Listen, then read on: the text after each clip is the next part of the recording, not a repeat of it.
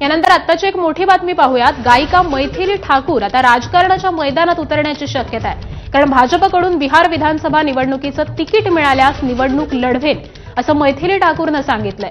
दरभंगा किंवा मधुबनी मतदारसंघामध्ये विकास काम करायला आवडेल असंही तिनं म्हटलेलं आहे। मैथिली ठाकूरनं भाजपच्या विनोद तावडे आणि नित्यानंद राय यांची भेट घेतली आहे। हमें तावड़े जी से मिलने का अवसर भी मिला और बहुत मुलाकात हुई, बहुत सारी बात हुई बिहार के भविष्य के बारे में, बिहार में क्या चल रहा है उसके बारे में। देखते हैं, अभी कुछ ऑफिशियल अनाउंसमेंट नहीं हुआ है और आगे क्या होता है देखते हैं।